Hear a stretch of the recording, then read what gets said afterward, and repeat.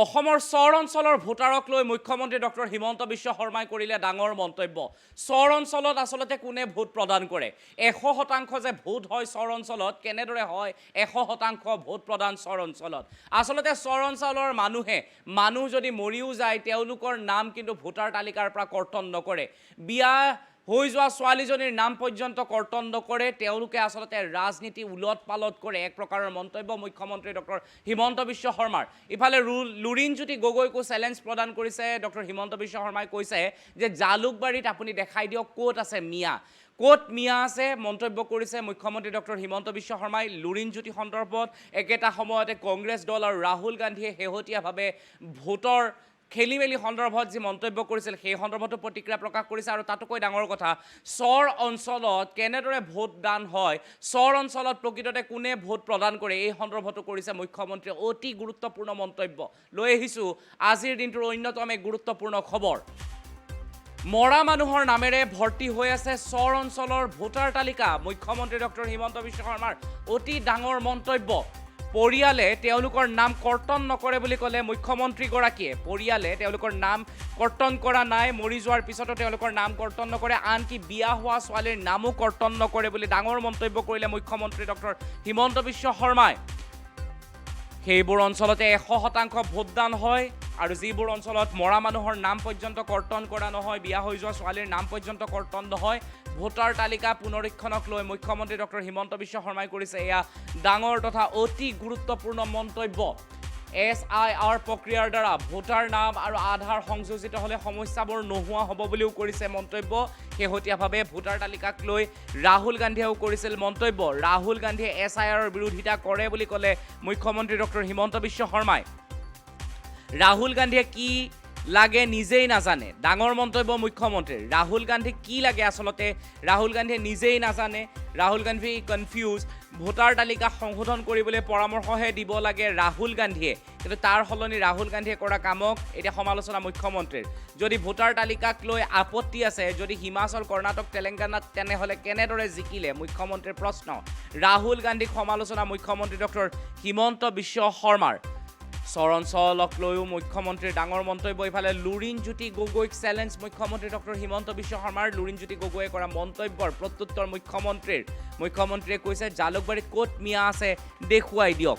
আমি আপোনালোকৰ বাবে লৈ আহিছোঁ ৰাতিপুৱাৰ ভাগত এটা ডাঙৰ খবৰ। মুখ্যমন্ত্ৰী ডক্টৰ হিমন্ত বিশ্ব শৰ্মাই মিয়া আৰু চৰ অঞ্চলৰ জনতা সন্দৰ্ভত কৰিছে ডাঙৰ মন্তব্য যে জালুকবাৰীৰ ক'ত মিয়া আছে দেখুৱাই দিবলৈ লুৰিণজ্যোতি গগৈক কৈছে। একেটা সময়ত চৰৰ মানুহৰ কথা তেওঁ উল্লেখ কৰিছে। মৰা মানুহৰ নাম কৰ্তন নকৰে চৰ অঞ্চলৰ মানুহে। তেওঁ কৈছে মৰা মানুহৰ নামেৰে ভৰ্তি হৈ আছে চৰ অঞ্চলৰ ভোটাৰ তালিকা। এয়া মুখ্যমন্ত্ৰীৰ মন্তব্য। পৰিয়ালে তেওঁলোকৰ নাম কৰ্তন নকৰে, আনকি বিয়া হৈ যোৱা ছোৱালীজনীৰ নামো ভোটাৰ তালিকাৰ পৰা কৰ্তন নকৰে। ধৰি লওক ছোৱালীজনীৰ ঘৰ আছিলে বৰপেটাত, তেওঁ ধুবুৰীলৈ বিয়া হৈ গ'ল। এতিয়া বৰপেটাৰ চৰৰ মানুহখিনিয়ে কিন্তু বৰপেটাতেই তেওঁৰ নামটো ৰাখি থৈ দিয়ে, ইফালে ধুবুৰীতো তেওঁৰ নামটো সংযোগ কৰা হয়। সেইবোৰ অঞ্চলতে 100% ভোটদান হয়। এনেধৰণৰ মন্তব্য মুখ্যমন্ত্ৰীৰ। ভোটাৰ তালিকা পুনৰীক্ষণক লৈ মুখ্যমন্ত্ৰী ডক্টৰ হিমন্ত বিশ্ব শৰ্মাই কৰিছে এয়া ডাঙৰ মন্তব্য। SIR প্ৰক্ৰিয়াৰ দ্বাৰা ভোটাৰ নাম আৰু আধাৰ সংযোজিত হ'লে সমস্যাবোৰ নোহোৱা হ'ব। ৰাহুল গান্ধীয়ে SIRৰ বিৰোধিতা কৰে বুলি ডাঙৰ মন্তব্য কৰিছে মুখ্যমন্ত্ৰী ডক্টৰ হিমন্ত বিশ্ব শৰ্মাৰ। মুখ্যমন্ত্ৰী ডক্টৰ হিমন্ত বিশ্ব শৰ্মাই এবাৰ লুৰিণজ্যোতি গগৈকো চেলেঞ্জ প্ৰদান কৰিছে। মুখ্যমন্ত্ৰীৰ মন্তব্য আগবঢ়াইছোঁ। লুৰিণজ্যোতি গগৈয়ে মোৰ সমষ্টিত ক'ত মিয়া মুছলমান আছে দেখুৱাই দিয়ে। তেওঁ যদি কোনোবা বেলেগ মানুহৰ কথা কৈছে এইটোত মই তেওঁৰ লগত একমত নহয়। তেওঁ ইনডাইৰেক্টলি এটা বেলেগ ভাৰতীয় মানুহক আক্ৰমণ কৰাৰ কথা কৈ আছে। তেওঁ চিধা চিধি ক'ব লাগে নহয়, তেওঁ কাক উদ্দেশ্য কৰি এই কথাবোৰ কৈ আছে, হয় নহয়? তেওঁ কোনোবা এটা জাতিক উদ্দেশ্য কৰি কৈ আছে। তো সাহস আছে যদি নামটো কৈ দিয়ক। আছুৱে প্ৰটেষ্টটো কৰিছে, আছুৱে সুপ্ৰিম কোৰ্টত কেছো দিছে। গতিকে সিদ্ধান্তটো সুপ্ৰিম কোৰ্টে ল'ব। গতিকে কোনোবাই আন্দোলন কৰাটো মই বাধা নিদিওঁ, কিন্তু কাখন এখন আইন হয়। আইন বাতিল কৰাৰ অধিকাৰ অকল সুপ্ৰিম কোৰ্টৰ থাকে, অসমৰ মুখ্যমন্ত্ৰীটো নাথাকে। ছাৰ, ফখৰুদ্দিন আলী আহমেদৰ পিছত সাংবিধানিক মুৰব্বী পদত নাই উত্তৰ পূৰ্বাঞ্চলৰ ব্যক্তি, গতিকে এইবাৰ উপ নিৰ্বাচন আমি এইবিলাকত ইণ্টাৰেষ্ট মই লোৱা, মোৰ এতিয়া ইণ্টাৰেষ্ট এভিকশ্যনত আছে, অসমীয়া মানুহক যেনে তেনে ৰক্ষা কৰাত আছে।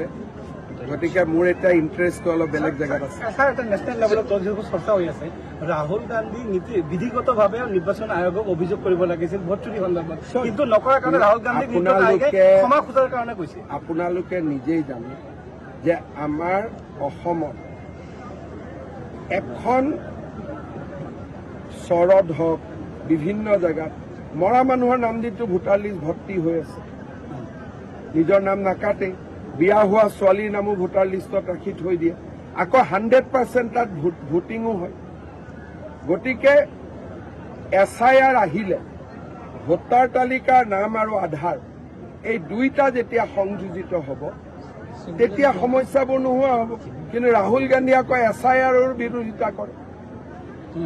গতিকে তেওঁক কি লাগে তেওঁ নিজেও স্পষ্ট নহয়। তেওঁতো ইলেকশ্যন কমিশ্যনক গৈ ক'ব লাগে যে ভোটাৰ তালিকা সংশোধন কৰক, নামৰ লগত আধাৰ নম্বৰটো লগাই দিয়ক, যাতে দুটা মানুহে দুই জেগাত ভোট দিব নোৱাৰে। তেওঁৰ সেইটোত ইণ্টাৰেষ্ট নাই। তেওঁ খালি নিৰ্দিষ্ট মানুহ কিছুমানৰ নাম লৈ তেওঁ দেখুৱাই আছে। আৰু যদি তেনেকুৱাই ভোটাৰ লিষ্ট বেয়া, হিমাচলত তুমি কেনেকে জিকিলা, কৰ্ণাটকত তুমি কেনেকে জিকিলা, তেলেংগানাত কেনেকে জিকিলা, তুমি জিকিলে ভাল। ইমান দিন EVM কৰি চলিলে, এতিয়া EVMৰ গুলিটো নুফুটাৰ কাৰণে এতিয়া নতুন গুলি এটা লৈছে। Pakistan sir BTC tribal belt and ব্লকৰ মাটি উচ্ছেদ হ'ব নাই?